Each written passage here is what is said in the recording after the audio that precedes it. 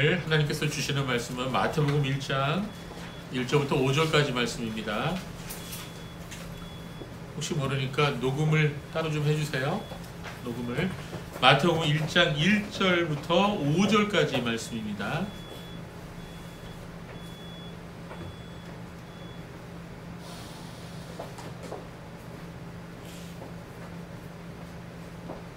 하나님 말씀을 봉독회 올려드리겠습니다. 우리 다 같이 함께 읽죠.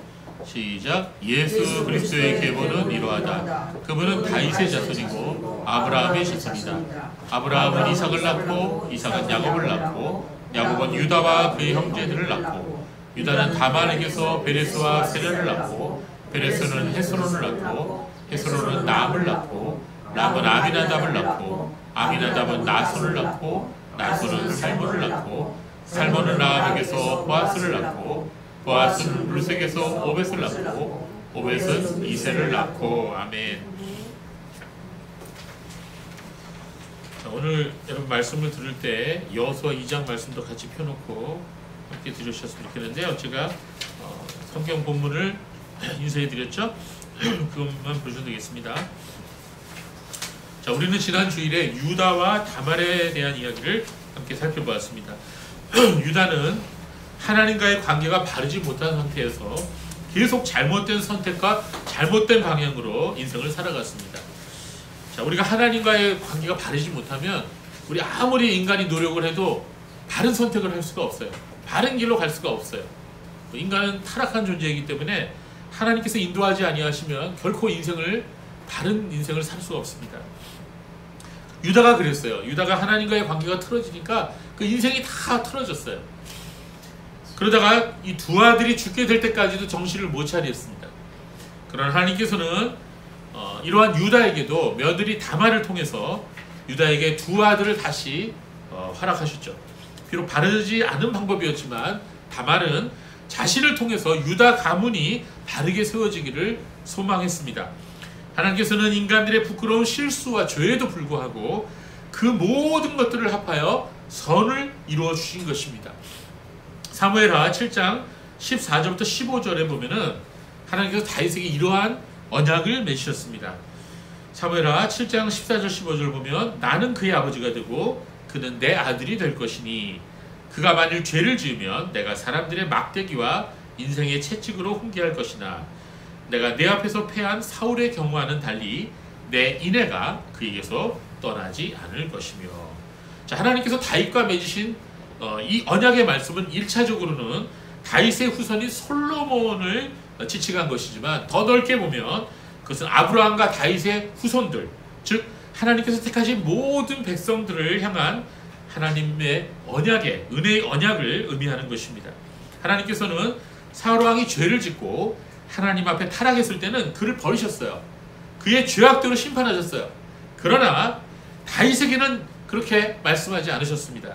너희 후손이 많이 죄를 짓더라도 사울처럼 내가 버리지 않을 것이다. 내가 그를 막대기와 채찍으로 때려서라도 바른 길로 인도할 것이다. 내 긍휼과 사랑이 그에게서 떠나지 않을 것이다. 이렇게 약속하셨어요. 하나님께서는 유다가 잘못된 길로 나아가 하나님의 뜻대로 살지 않았을 때 그를 길이 참아주셨습니다. 그러나 그래도 그가 회개하지 않자 사람들의 막대기와 인생의 채찍으로 그를 징계하셨습니다. 이 사람이라는 게 참 미련합니다. 하나님께 매를 맞으면서도 깨닫지 못하는 것입니다. 유다가 그랬습니다. 그러나 다말을 통해서 유다는 아주 큰 수치를 당하게 되고 그러므로 인하여 자신이 무엇을 잘못하였는지를 드디어 깨닫게 됩니다. 그렇습니다. 하나님께서는 유다가 잘못된 인생을 살았지만 그 유다를 버리지 않으셨습니다. 왜냐하면 유다가 하나님께서 택하신 하나님의 백성이었기 때문이었습니다. 이 얼마나 놀라운 은혜의 말씀입니까? 이 은혜의 언약은 예수 그리스도를 주와 구주로 믿는 그리고 거듭난 모든 그리스도인에게 주시는 그런 언약인 것입니다. 그런데 어떤 사람이 이 말씀을 오해하고 이렇게 생각한다면 문제가 있죠. 하나님께서 내가 죄를 짓고 아무렇게나 산다고 해도 나를 아주 버리지는 않으실 거야. 왜냐하면 내가 예수님을 믿고 있기 때문이지. 혹시 이런 생각을 해보신 적 있어요? 만약에 이런 생각을 하고 사는 사람이 있다면 그건 아주 잘못된 생각을 지금 하고 있는 거예요. 마치 천주교인들이 나쁜 죄를 저지르고 신부에게 가서 고해성사만 하면 다 됐다, 이런 생각을 하는 것과 똑같은 것입니다. 그러나 이러한 생각과 태도는 매우 악할 뿐만 아니라 매우 위험한 생각입니다. 왜냐하면 그런 생각을 하면서 죄 가운데 계속 머물고 있으면 그 사람은 아직 거듭나지 못한 사람이거나, 그리고 거듭났다고 하여도 그 사람은 회개하지 않고 계속 그런 방식으로 살아간다면 반드시 하나님의 무서운 심판 가운데 들어가게 될 것이기 때문인 것입니다. 오늘날 많은 사람들이 이 이신칭의 교리를 아주 오해하고 있습니다. 이 이신칭의 교리는 믿기만 하면 아무렇게나 살아도 구원받을 수 있다, 구원이 보장된다, 그런 교리가 아니에요. 절대로 그런 의미가 아닙니다.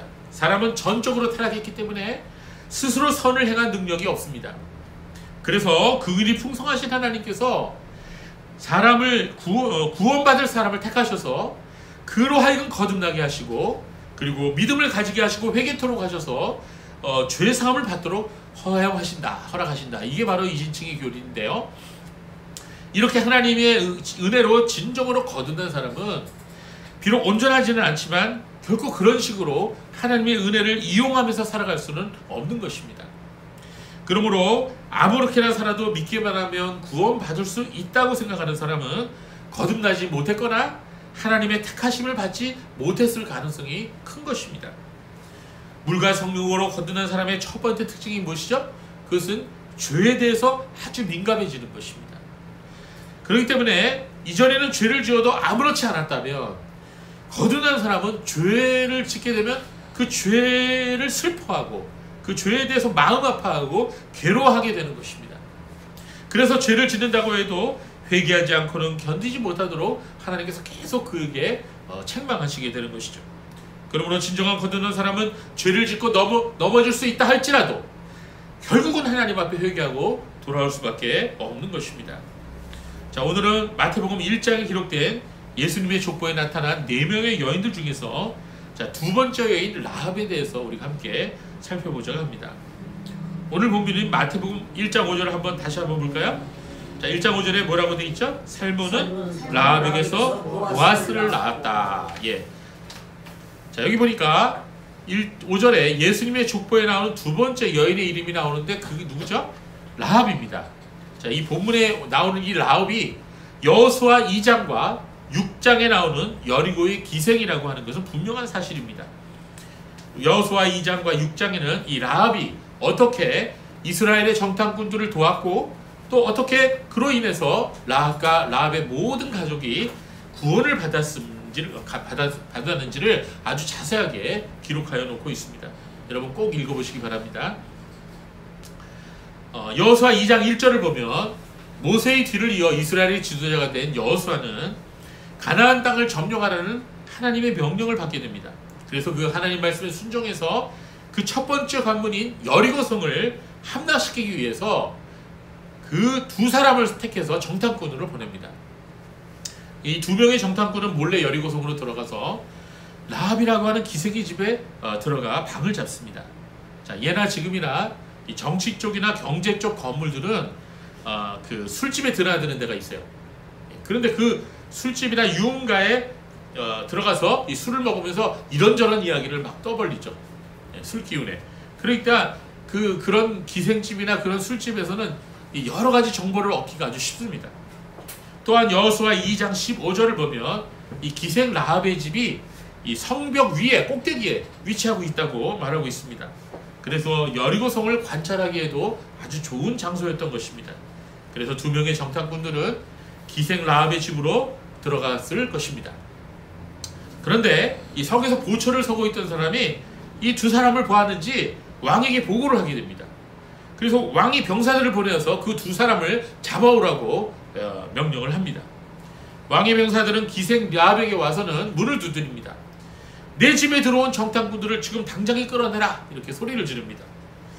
그때 라합은 이미 그 두 사람을 지붕으로 데려가서 지붕 위에 널어놓은 삼대 속에다가 그들을 숨겼습니다.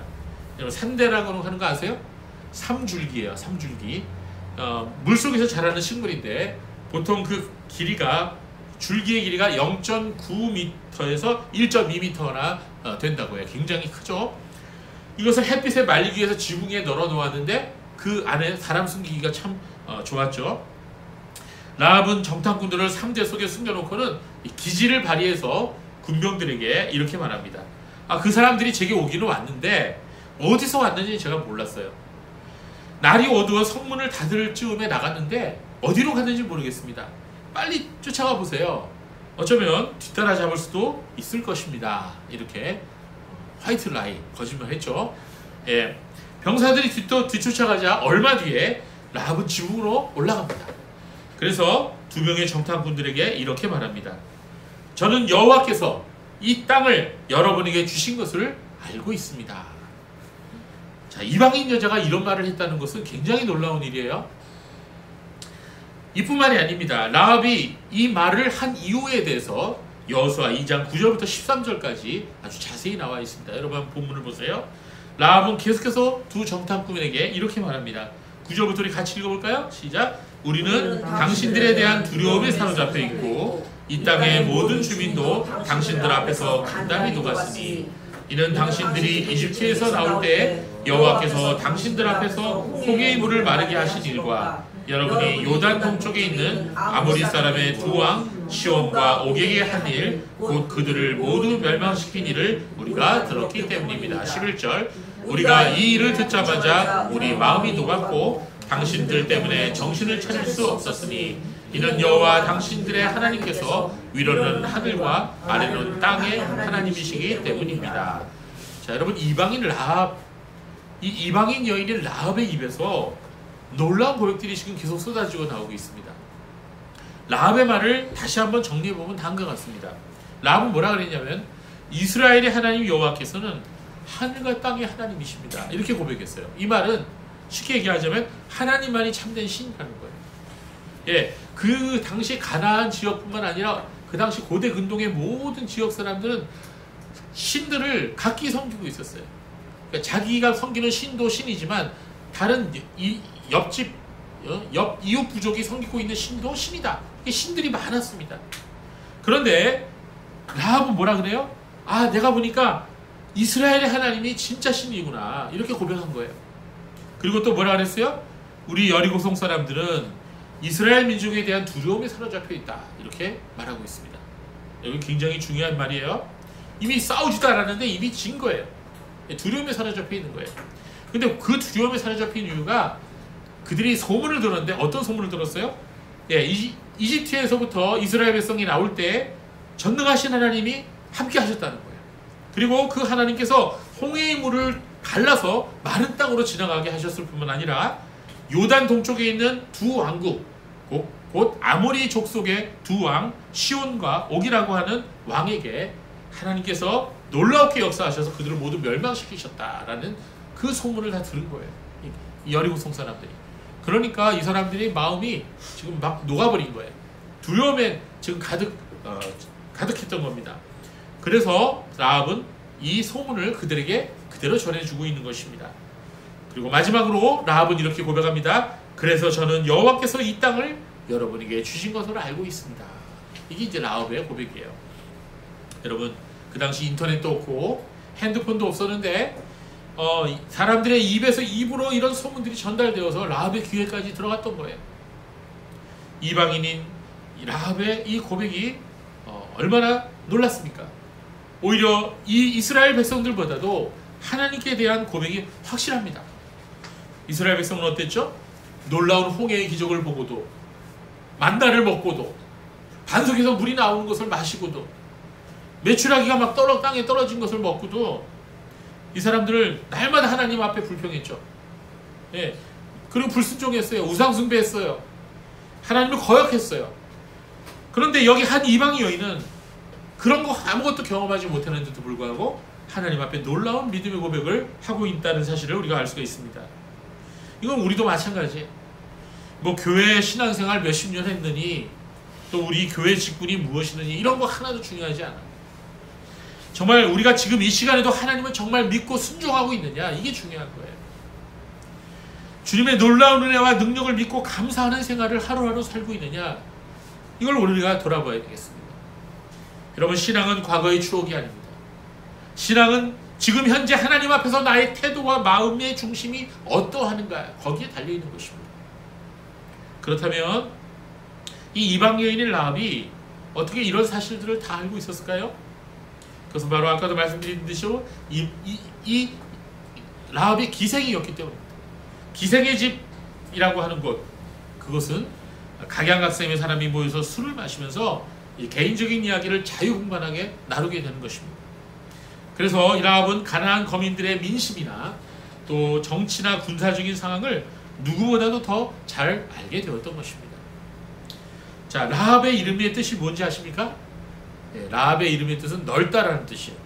광활하다라는 뜻이에요. 그녀의 이름처럼 그녀는 비록 직업이 기생이었지만 아주 넓은 정보력을 갖고 있었어요. 이 지식을 통해서 그녀는 이 세상을 역사를 주관하시는 분이 바로 오직 이스라엘의 여호와 하나님이심을 깨닫게 되었던 것입니다. 자, 어떤 사람들은 이 라합을 미화하기 위해서 라합을 기생 라합이라고 하지 않고 여관주인 라합이다, 이렇게 번역을 합니다. 역사가, 유대인 역사가였던 요세푸스가 그렇게 했고요. 또 탈굼에도 그렇게 나와 있고, 또 유대 랍비들도 그렇게 말합니다. 왜? 자기네 조상이니까. 그래서 기생 라합이라고 안 그러고 여관주인 라합이다, 이렇게 해석을 했어요. 느낌이 다르죠? 예. 여러분, 근데 기생 라합이라고 할 때 히브리어로 뭐라 그랬냐면 조나라고 하는 단어를 썼어요. 조나. 이 조나라고 하는 단어의 원형은 자나예요. 자나. 근데 이 자나라고 하는 단어의 뜻이 무엇이냐? 가늠하다라는 뜻이에요. 그리고 매춘부가 되다라는 뜻이에요. 그러니까 기생 라합은 여관주인이 아니죠. 예. 그리고 이 기생 라합에 대해서 신약 성경에서 두 곳에서 언급을 했는데 히브리서 11장 31절과 야고보서 2장 25절 두 군데 나와요. 자, 히브리서 11장 32절 같이 읽어볼까요? 시작. 믿음으로 기생 라합은 정탐꾼들을 편하게 영접함으로써 불순종한 자들과 함께 멸망을 당하지 않았다. 예, 여기서 라합을 헬라어로 뭐라고 표현했냐? 라합 헤 포르네, 라합 헤 포르네라고 표현했어요. 야고보서 2장 25절에도 라합에 대한 이야기가 나옵니다. 한번 읽어볼까요? 시작. 이와 같이 기생 라합도 사자들을 영접하고 다른 길로 가게 하였을 때 행함으로 의롭다 하심을 받지 않았느냐. 자, 여기서도 마찬가지로 기생 라합을 라합 헤 포르네 이렇게 말합니다. 자, 이 두 곳 모두가 기생 라합을 말할 때 헬라어로 기생을 뭐라고 얘기했다고요? 포르네라고 말했어요. 이 포르네라는 단어가 영어로는 할롯 또는 prostitute, 매춘비라는 뜻이에요. 창녀라는 뜻이에요. 별로 좋은 단어 아니죠. 근데 이 포르네라는 이 헬라어로부터 어떤 단어가 나왔어요? 포르노. 뭔지 아시죠? 몰라요? 예, 영어의 포르노가 여기서 나왔어요. 예, 그래서 이 포르노는 포르노그라피의 줄말이죠. 예, 자, 헬라어의 포르네라고 하는 단어, 즉 매춘부라는 단어하고 헬라어의 그라페인, 즉 기록하다, 그림을 그리다, 이런 단어가 합쳐져서 생긴 단어예요. 포르노그라피아라고 하는 단어가 여기서부터 나온 거예요. 그래서 포르노그래피. 자, 오늘날 수많은 잡지나 그림, 영화, 그리고 인터넷 동영상을 보면은 이 포르노그래피가 아주 많아요. 홍수를 이루고 있어요. 이것은 현대의 거대한 산업 구조를 이루고 있어요. 일본에 가면은 이거 안에 거대한 산업이에요. 이걸로 사람들이 막대한 돈을 법니다. 그러니까 요새 그 젊은 여자들이 그 인터넷이나 뭐야 아프리카 TV 뭐 이런 데 있죠. 자기를 노출시키고 그걸 통해서 막 돈을 벌어요. 이게 다 뭐예요? 포르노그래피예요. 포르노그래피예요, 이게 다. 여러분, 사람이 사창가에 가서 음행하지 않는다 할지라도 이런 잡지나 이런 그림이나 이런 영화나 이런 인터넷 영상을 보면서 음란한 생각이나 음란한 행위들을 한다면 그것은 또한 매춘부와 간음을 하는 것과 동일하다라고 성경은 말씀하고 있어요. 세상 사람들은 그렇게 생각하지 않겠지만 하나님 앞에서는 분명 그렇습니다. 그래서 예수님께서 마태복음 5장 27절 28절에 이렇게 말씀하신 거예요. 우리 같이 읽어볼까요? 시작. 간음하지 말라고 말해진 것을 너희가 들었으나 나는 너에게 말하니 음욕을 품고 여자를 바라보는 자는 누구든지 그 마음 속에서 이 여자와 간음하였다. 이게 뭐 남자들에게만 해당되는 거예요? 아니요. 모든 사람에게 다 해당되는 거예요. 자, 그래서 우리는 우리 자신을 이런 죄로부터 지키려고 애를 써야 돼요. 노력을 해야 돼요. 그러나 우리 힘으로 되지 않죠? 그래서 하나님의 은혜가 필요한 거예요. 성도 여러분, 우리가 이 약하고 음란한 세대에서 구원을 받으려면 어떻게 해야 될까요? 도저히 우리의 노력과 힘으로는, 우리의 힘으로는 구원받지 못해요. 그래서 우리는 매 순간 하나님의 은혜를 의지해야 되는 것입니다. 그러나 예수님께서는 이런 말씀도 하셨어요. 마태복음 12장 31절에 보면 우리 같이 읽어볼까요? 시작. 내가 진정으로 너희에게 말하니 세리들과 창기들이 너희보다 먼저 하나님 나라에 들어가고 있다. 예, 놀라운 말씀이죠. 누가 천국에 먼저 들어간다고요? 예, 세리들과 창기들이 바리새인들보다, 유대인들보다 먼저 들어가고 있다는 거예요, 지금. 자, 여기서 예수님께서 세리와 창기들이 행한 행동을 정당화하고 계시는 건 아니에요. 분명히 그들은 죄인들입니다. 그러나 아무리 추하고 큰 죄인이라 할지라도 물과 성령으로 거듭나고 예수 그리스도를 의지하고 그 피공로로 구속함을 받은 사람은 모두가 다 하나님의 백성이며 성도라 불리울 수 있는 것입니다. 그런데 여기서 착각하면 안 돼요. 거듭난 사람은 과거의 죄로부터 떠나야 되는 것입니다. 이전에 어떤 교회가 있었습니다. 그 교회 장로님은 한 분이 계셨는데 직업이 아주 특이한 분이었어요. 그 장로님의 직업은 포주였습니다. 여러분 포주가 뭔지 알아요? 예, 기둥서방. 뭔지 알아요? 예. 일주일 동안 이 포주로 있으면서 이 몸 파는 아가씨들을 통해서 돈을 법니다. 이 포주는 몸 파는 아가씨들을 관리하는 사람이에요.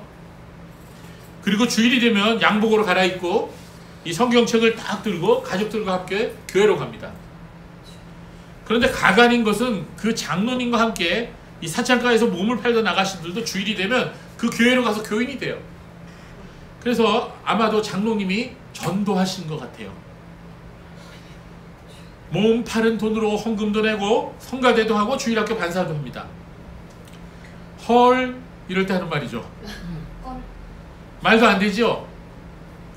그런데 지금 현 시대의 교회 안에 이러한 말도 안 되는 일들이 벌어지고 있다는 거 아닙니까? 신앙 따로 삶 따로 살아가는 교인들이 얼마나 많이 있는지 모릅니다. 여러분 조나단 에드워드 목사님 아세요? 이 조나단 에드워드 목사님이 목회하다가 이런 고민에 빠졌어요. 삶과 신앙이 분리된 그런 생활을 하는 교인들을 보면서 목회하는 게 참 고통스러웠어요. 그래서 그런 교인들을 성찬식에서 제외시켰어요. 그런 식으로 살려면 성찬을 할 자격이 없어, 당신은. 성찬식 제외를 시키니까 성찬식에서 제외되는 사람들이 점점 더 많아지는 거예요. 그래서 어떻게 됐어요? 사람들이 화가 나고 목사님을 교회에서 쫓아내버렸어요. 목사님 그것 때문에 쫓겨난 거예요. 다시 그 포주 장로님 이야기로 돌아갑시다. 새 목사님이 그 교회로 부임해 보니까 교회 꼴이 많이 아니었습니다. 그래서 그 포주 장로님에 가서 이렇게 물었어요. 장로님이 그리스도인이라면 포주 일도 그만두고 아가씨들도 다 집으로 돌려보내야 하지 않나요? 이랬더니 그 장로님 대답이 이랬다고 합니다. 배운 게 이것뿐이니 뭘로 입술에 풀칠해 먹겠습니까? 나라고 하고 싶어 하는 일 아니에요. 이렇게 말했다는 거예요. 성도 여러분, 창녀가 하늘나라 들어갈 수 있어요? 있어요, 없어요? 있어요. 분명 창녀도 살인자도 포주도 하늘나라에 들어갈 수 있어요. 예수님 그렇게 말씀하셨어요. 그러나 그러려면 예수 그리스도를 구주로 믿어야 돼요. 그리고 온전히 회개해야 돼요. 회개란 게 뭐죠? 그냥 우는 게 회개예요? 아니에요. 그 잘못된 행동에서 잘못된 삶에서 180도 돌이키는 거예요. 메타노이아 돌이키는 거 180도 유턴하는 거예요. 그러나 예수를 믿는다고 해놓고도 여전히 계속해서 창기를 하거나 포주의를 하거나 살인을 저지르거나 간음을 하거나 도적질을 하거나 이러한 악을 행하는 사람이 과연 회개한 사람일까요? 오늘날 기독교인들의 딜레마가 무엇입니까? 천국에는 가고 싶은데 쾌락은 버리지 못해요. 구원은 받고 싶은데 돈을 살아가는 마음을 포기하지 못해요. 영원한 멸망과 심판은 피하고 싶은데 다른 이성과의 부적절한 관계는 포기하지 못해요. 아, 허탄한 사람들이요, 둘 다 얻을 수는 없는 것입니다. 진정으로 천국을 사모한다면 모든 것을 버리고 예수를 따라야 하는 것입니다. 그렇게 회개에 합당한 열매를 맺을 때라만 내가 진정으로 거듭난 사람임을 증거해 주는 것입니다. 물론 그리스도인들도 넘어질 수 있어요. 그러나 그 죄에 머물러서는 안 돼요. 빨리, 됐으면 빨리 회개해야 됩니다. 우리 힘으로 할 수 없기 때문에 우리는 하나님 앞에 매일 나와서 우리의 연약함을 고백하고 우리를 긍휼히 여겨 주실 것을 하나님 앞에 간절히 기도해야 되는 것입니다. 여러분, 종교개혁이 일어나게 한 배경 중에 하나가 뭐였죠? 로마 천주교의 면죄부 판매가 아니었습니까? 면죄부가 뭡니까? 죄를 용서해 주는 증명서 아닙니까? 성경에 있지도 않은 연옥서를 만들어 갖고 이 면죄부를 사람들에게 팔면서 돈 받고 팔면서 죄를 사해줬다고 말하는 것입니다. 자, 그 말대로 한다면 돈 있는 사람은 천국 가고, 그리고 천국 가서도 잘 살고, 돈 없는 사람은 죄 용서도 제대로 못한다는 그런 말 아닙니까? 어찌 이런 말도 안 되는 다른 복음을 전했단 말입니까? 성도 여러분, 진정한 면죄부는 그런 게 아니라 예수 그리스도의 보혈인 것입니다. 그 면죄부는 돈으로 살 수 없는 것입니다. 그것은 오직 예수 그리스도를 믿음으로만 얻을 수 있는 면죄부인 것입니다. 그리고 하나님의 은혜의 부르심과 선택이 아니라면 우리는 결코 우리의 힘으로 예수 그리스도를 믿을 수 없는 것입니다. 모든 것이 은혜인 것입니다. 기생 라합이 이방인으로서 가나안의 음란한 풍속 가운데서 자신의 몸과 술을 팔았던 여인이라 하더라도 전능하신 하나님의 은총 가운데서 믿음으로 하나님을 의지하고 믿음으로 행함으로 말미암아 거룩한 백성이 될 수 있었던 것입니다. 또한 그뿐만 아니라 예수 그리스도의 조상의 족보에 그 이름을 올리고 히브리서에는 믿음의 명예의 전당에 그 이름이 오를 수 있었던 그 모든 것이 다 하나님의 은혜였던 것입니다. 자, 우리도 마찬가지예요. 우리들 자신이 지금 이렇게 나와서 예배드릴 수 있고 이렇게 하나님을 아버지라고 부를 수 있는 것, 이게 다 하나님의 은혜인 것입니다. 사도 바울은 자신이 이전에 교회와 그리스도인들을 핍박하고 전도자 스데반 집사를 돌로 쳐 죽일 때 증인으로 앞장섰어요. 그러한 죄인이 이제는 예수 그리스도를 복음을 전하는 사도가 되었어요. 전도자가 되었어요. 자, 이 모든 것이 하나님의 은혜라고 고백하고 있어요. 고린도전서 15장 9절에 10절에 이렇게 말씀하고 있습니다. 다 같이 읽어볼까요? 나는 사도들 가운데 가장 작은 자다. 내가 하나님의 교회를 박해하였으므로 나는 사도라 불릴 자격이 없다.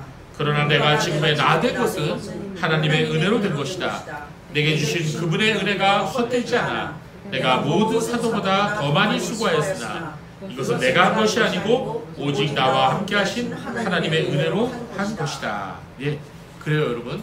신앙이 진정으로 제대로 된 것인지를 알 수 있다면 바로 이거 하나예요. 모든 게 하나님의 은혜입니다. 진심으로 그렇게 얘기할 수 있을 때 그게 그 바른 신앙인 거예요. 찬송가 410장 여러분 아시죠? 아, 하나님의 은혜로 있을 때 없는 자 왜 구속하여 주는지 난 알 수 없도다.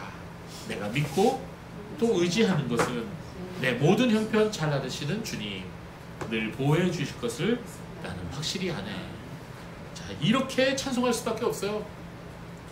매일 매순간 우리를 구속하신 하나님의 은혜와 사랑을 찬송할 수밖에 없는 것입니다. 몸을 팔던 이방인 기생 라합이 신약 성경에서 믿음으로 살아갔던 구약의 인물로서 2번씩이나, 아니 마태복음의 족보까지 합치면 3번씩이나 기록된 사람이에요. 신약 성경에 믿음의 사람으로 3번이나 기록됐다고 하는 사실은 참으로 놀라운 주님의 은혜인 것입니다. 우리 다시 여호수아 2장으로 돌아옵니다. 기생 라합은 두 정탐꾼들에게 하나님에 대한 마음의 고백을 한 다음에 다음과 같이 말합니다. 여호수아 2장 12절에서 13절 말씀 한번 볼까요? 시작. 그러므로 제가 당신들에게 호의를 베풀었으니 당신들도 부디 제 아버지의 집에 호의를 베풀어 주겠다고 여호와께 맹세하고 확실한 징표를 제게 주십시오. 그리고 제 부모와 형제자매와 그들에게 속한 모든 사람을 살려주시고 죽음에서 우리의 생명을 구해 주십시오. 자, 여러분 여기까지 읽겠습니다. 14절까지. 이스라엘 백성들이 여리고성을 칠 때 라합은 자신과 자신의 가족들의 생명을 살려달라고 간절히 부탁하고 있는 것입니다. 자, 이러한 라합에 대해서 정탐꾼들이 대답을 하죠.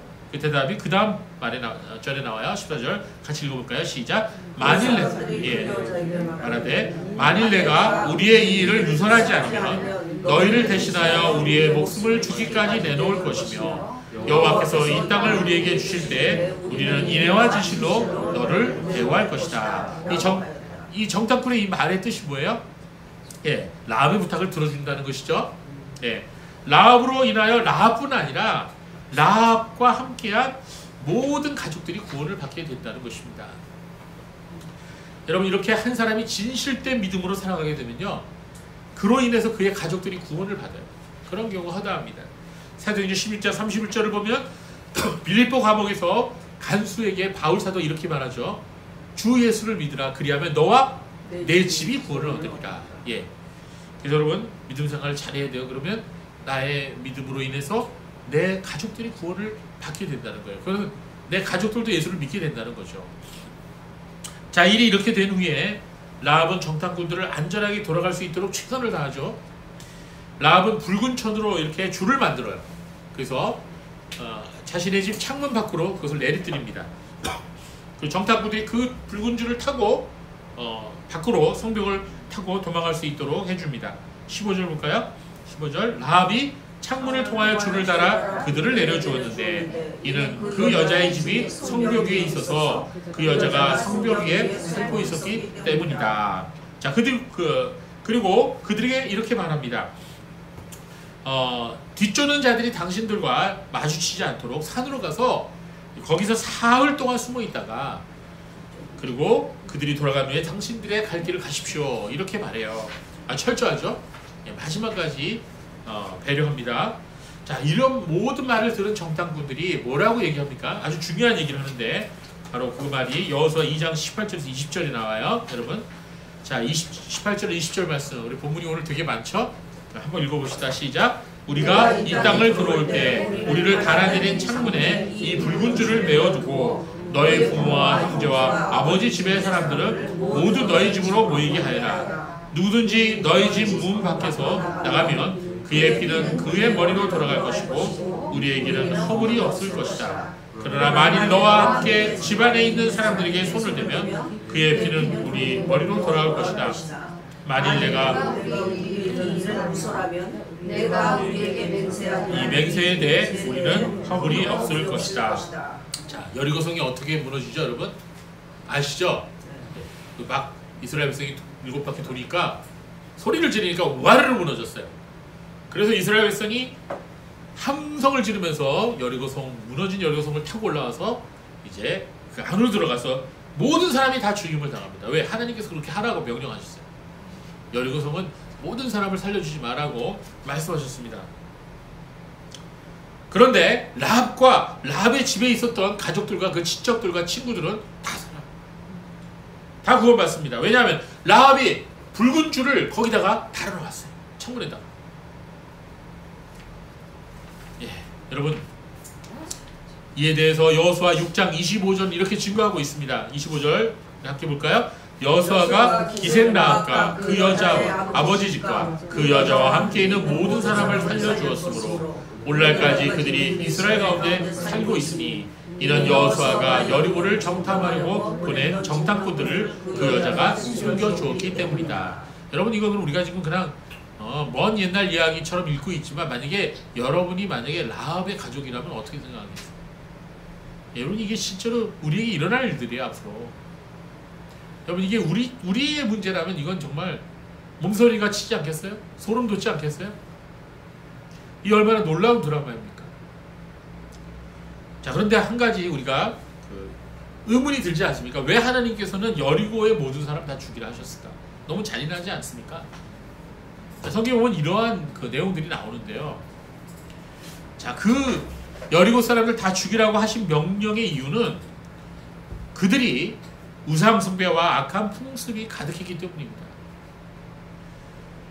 여리고 사람들은 그 당시 가난한 사람들 전체가 다 우상을 숭배했고요. 이 우상에게 제사할 때 그 돼지나 뭐 소나 이런 걸 바친 게 아니고요. 살아있는 아이들을 산채로 불살랐어요. 오늘은 우리 아이 했으니까 내년에는 너희 아이 해야 제비뽑기 해갖고.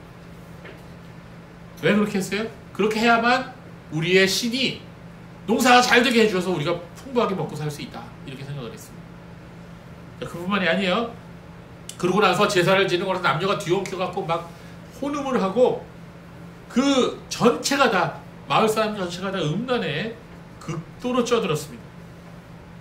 말할 수 없을 정도로 음란한 풍습을 그들이 가지고 있었어요. 그들은 다른 사람들에게 악을 행하고 다른 사람 걸 빼앗고 살인을 하고 도적질을 하고 간음을 해도 그런 것에 대한 죄책감을 느끼지 못했던 그런 아주 악한 풍습을 갖고 있었습니다. 우리가 역사를 뒤돌아보면 하나님께서는 역사를 직접적으로 심판하신 그런 민족과 문화가 있었는데, 그런 민족이나 문명들의 공통점을 우리가 살펴보면 그들의 우상 숭배가 극에 달했을 뿐만 아니라 그들의 삶이 너무나도 성적으로 타락했을 때 하나님 반드시 그 민족과 문명을 심판하셨던 것입니다. 가나안 족속들과 여리고 사람들이 그랬어요. 지금 온 세계가 그렇습니다. 지금 대한민국이 그렇습니다. 서울이 그렇습니다. 다 소돔과 고모라 같이 되었고 여리고성처럼 되어버렸어요. 온갖 우상 숭배와 음란함이 가득 쌓여서 하나님의 불심판을 받고도 충분하게 되었어요. 빈부격차는 더욱 켜지고 불의와 악함이 가득하고 사람들의 억울함과 원통함이 하늘에 사무치고 있습니다.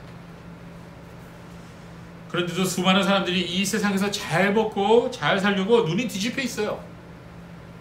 어떤 방법으로든 돈만 벌고 유명해지기만 하면 장땡이다. 이게 인생의 가치관이에요. 요새 애들한테 물어보면요, 인생의 목표가 그겁니다.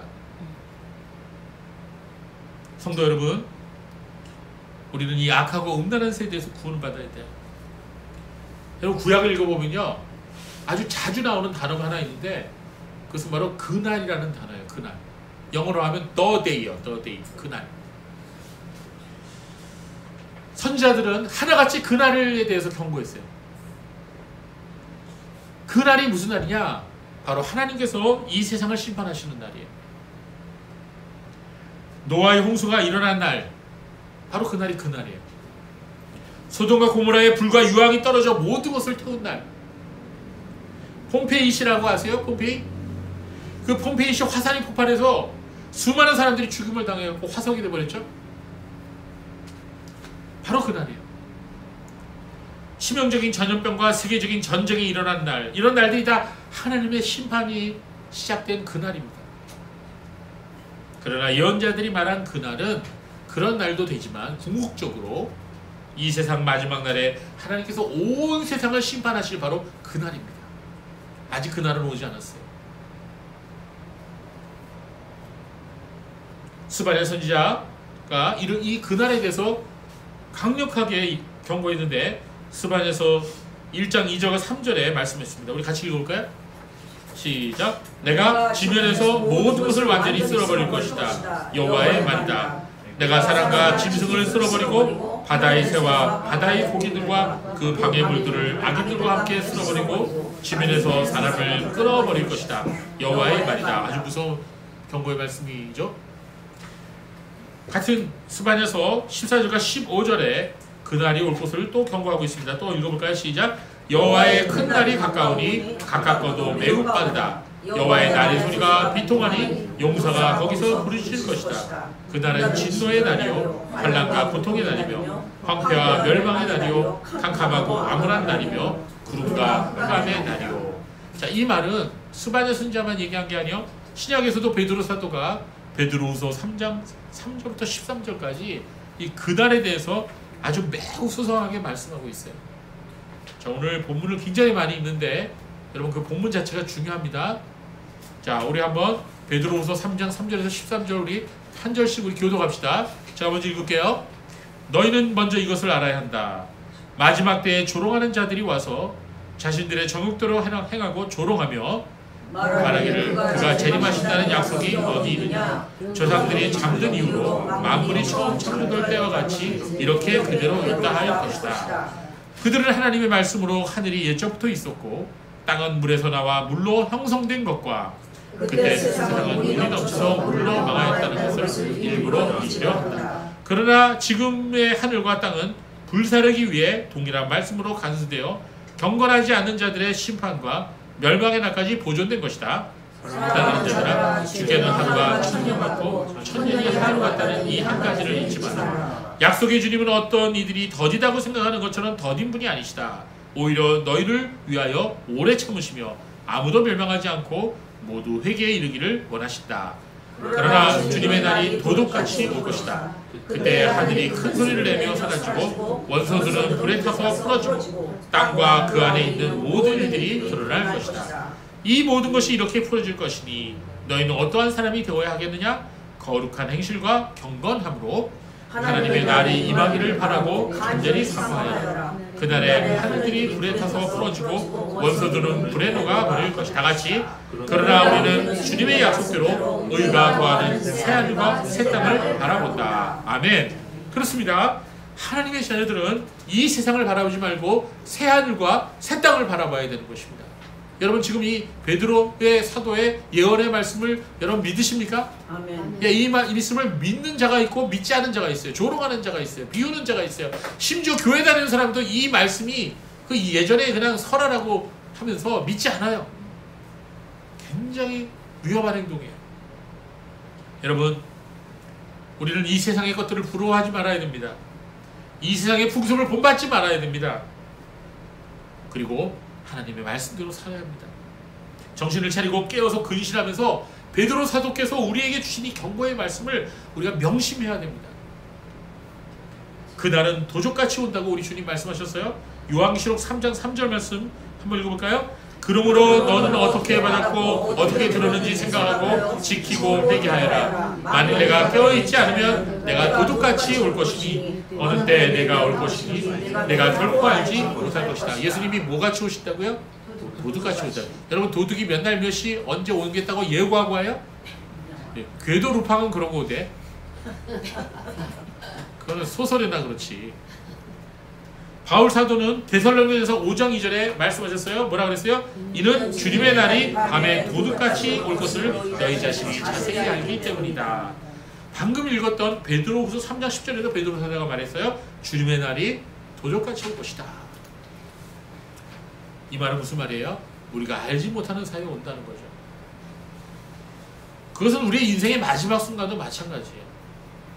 오늘 아침에 아침 먹고 가족들에게 빠이빠이 갔다 올게 라고 약속을 하고 인사하고 간 사람이 갑자기 병원에서 전화 오는 경우도 있는 거예요. 우리 인생의 마지막 순간도 이 세상의 마지막 날도 도둑이 쳐들어오는 것처럼 경고 없이 갑자기 올 것이라는 것입니다. 우리가 세상에 취해서 세상 사람들이 하는 것처럼 행동하고 세상 사람들이 좋아하는 것을 똑같이 좋아하다가 그날을 맞이하게 된다면 아무리 교회에 오래 다녔다고 하더라도 매우 당황하게 될 것입니다. 땅을 치고 후회하게 될 것입니다. 그러나 하나님의 약속의 말씀을 굳게 믿고 날마다 그 말씀대로 살면서 주님을 기다리고 살았던 사람은 그날이 구원의 날이 될 것입니다. 성도 여러분, 여러분에게는 그날이 구원의 날이 되시기를 바랍니다. 네. 자, 여호수아의 군대가 여리고성을 함락시키려고 물밀듯이 쳐들어왔을 때 라합과 그의 모든 가족들과 친족들은 구원을 받은 날이 됐지만 우상 숭배와 음란에 빠져 살았던 여리고성 사람들에게는 무서운 심판의 날이 되고 말았던 것입니다. 우리는 요엘 선지자의 말씀을 이 세상에 취해 있는 교회와 교인들에게 전해야 됩니다. 요엘 선지자 2장 12절 13절 말씀 읽어볼까요? 시작. 여호와의 말씀이다. 이제라도 너희는 금식하고 통곡하며 애통하며 너희 마음을 다하여 내게 돌아오너라. 너희는 옷을 찢지 말고 마음을 찢고 너희는 여호와 너희 하나님께 돌아오너라. 그분은 은혜롭고 긍휼히 여기시며 노하기를 더디하시고 인애가 많으시며 재앙을 인하여 안타까워하실 것이다. 아멘. 또한 우리는 세상 사람들에게도 요엘 선지자의 말씀을 전해야 돼요. 요엘 2장 32절 말씀 한번 읽어볼까요? 시작. 누구든지 여호와의 이름을 부르는 사람은 구원을 얻을 것이니 여호와께서 말씀하신 대로 시온산과 예루살렘에 피하여 살아남은 사람이 있을 것이며 남은 사람들 중에 여호와의 부름을 받은 사람들이 있을 것이기 때문이다. 누구든지 주의 이름을 부르는 자는 구원을 얻으리라. 아멘. 아멘. 이 말씀은 변치 않습니다. 네, 맞습니다. 우리가 구원받을 수 있는 이름 오직 예수밖에 없어요. 여기서 우리가 주의 깊게 보아야 할 하나의 상징이 있습니다. 기생 라합이 온 가족과 친척들을 자기 집에 불러 모아놓고 정탐꾼들과 약속한 대로 한 행동이 뭐죠? 바로 붉은 줄을 창문에 매달았어요. 붉은 줄을. 자, 여러분, 이것이 무엇인가를 생각나게 해주지 않습니까? 예, 그렇습니다. 이것은 마치 옛날에 이스라엘 백성들이 애굽 땅에서 해방되어 떠나기 바로 전날 밤에 집 문설주와 좌우 임방에 어린 양의 피를 발라놓고 그 집안에 머물렀던 사건이 생각납니다. 그때 죽음의 천사가 이집트 전역을 두루 돌아다니면서 각 집마다 들어가서 제일 처음 낳은 장자들 다 죽였어요. 심지어는 개나 고양이 장자들도 죽었어요. 처음 낳은 건 다 죽었어요. 여기 처음 나신 장자 누구 계십니까? 저도 장자. 유성근 지사님도 장자. 성모야 너도 장자다. 어떻게 하면 좋냐? 권 지사님은 장자 아닙니까? 아니세요? 다행히 씨는? 장자는 다 죽었단 말이에요. 그러나 오직 집 문 앞에 피를 바른 사람들은 그 집을 그냥 넘어갔어요. 그래서 이날을 6월절이라 부르지 않습니까? 영어로 뭐라 그러죠? 패스 오버. 넘어간다. 지나간다. 그런 뜻이에요. 영어로 패스 오버라 그래요. 6월절을 히브리어로 뭐라 그러냐면 페사흐라고 불러요. 이 헬라어로 파스카라고 부르는데 이게 전부 다 넘어간다는 뜻이에요. 이 6월절날 문설주와 좌우 임방에 바른 붉은 피와 이 라합이 창문에 매달린 붉은 천, 이 모두가 6월절 전날 십자가에 달려 돌아가신 예수 그리스도의 피를 상징하는 것입니다. 참 놀라운 표상이 아닐 수 없어요. 우리 구원받은 사람들은 우리의 영혼의 문 앞에 예수의 피를 바른 거예요. 예수의 피를 붉은 천으로 달아놓은 거예요. 예, 세월호 리범 탄다고 구원받아요? 아니에요. 예수의 피를 발라야 구원받아요. 라합이 자기 집 창문에 내려뜨린 붉은 줄은 정탐꾼들을 달아내려온 그 줄을 가리켜요. 그 붉은 줄이 정탐꾼들의 생명도 구하고 또한 라합과 그 가족을 구하는 생명줄이 된 거예요. 많은 성경학자들이 바로 이 붉은 줄이 장차 오실 예수 그리스도의 속죄의 피를 예포한다고 말씀하고 있어요. 그렇습니다. 유대인이나 이방인이나 오직 예수 그리스도를 통해서 구원받습니다. 또한 정탐꾼들이 라합에게 이렇게 부탁한 것을 또 우리가 주목하여 바라봐야 됩니다. 여호수아 2장 18절 보면 우리 한번 읽어볼까요? 시작. 우리가 이 땅에 들어올 때 우리를 달아내린 창문에 이 붉은 줄을 메어두고 너희 부모와 형제와 아버지 집 사람들은 모두 너희 집으로 모이게 하라. 누구든지 너희 집 문 밖으로 나가면 살 수 없다. 이렇게 말했어요. 집 문 안에 있어야 된다. 초대교회 교회 때 오리겐이라고 하는 교부가 있었어요. 이 오리겐이 뭐라고 그러셨냐면 이 라합의 가족들이 오직 집 안에 있을 때만 구원이 약속되어 있었다고 한 이 말은 그리스도의 피를 통한 구원은 오직 교회 안에 있을 때 효과가 있다.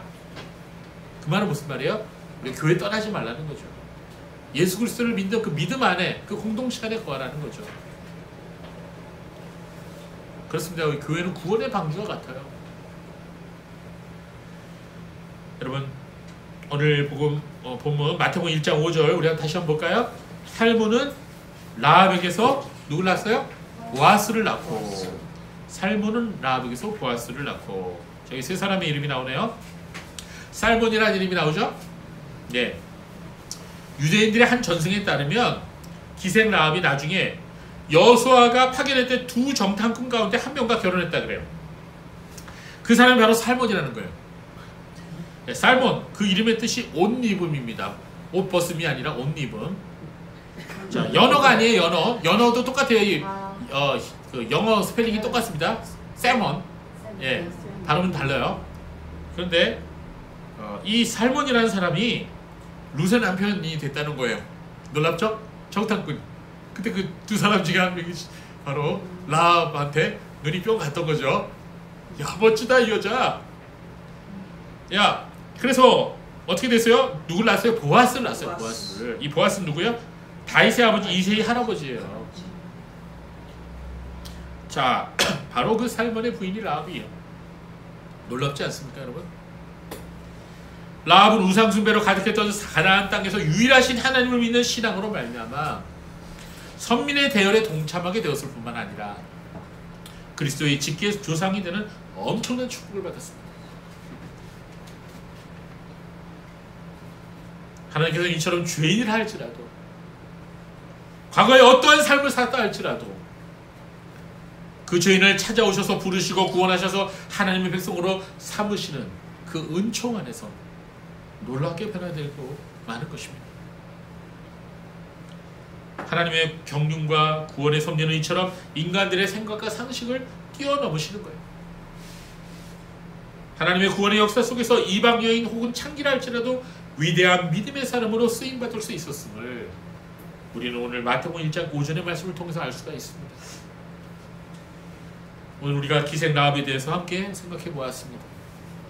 그녀는 부끄러운 과거를 가지고 있었으나 오직 믿음으로 말미암아 구원을 얻었고, 또한 믿음으로 말미암아 예수 그리스도의 조상의 족보에 그 이름을 올릴 수 있었습니다. 성도 여러분, 우리도 믿음으로 삽시다. 오직 믿음만이 우리를 구원할 것입니다. 지금 많은 사람들이 믿음에서 떠나서 세상으로 가고 있어요. 교회는 사람들의 조롱과 기피의 대상이 되어버렸습니다. 목사라는 직분은 가장 믿을 수 없는 사람이라는 의미가 되어버렸어요. 어디 가서 저 목사입니다 그러면 엥? 그래요. 목사는 말하기 부끄러워요.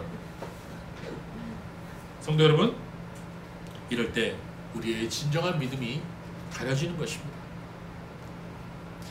사람을 의지하지 말고 세상 풍파에 흔들리지 말고 오직 하나님만 바라보시기 바랍니다.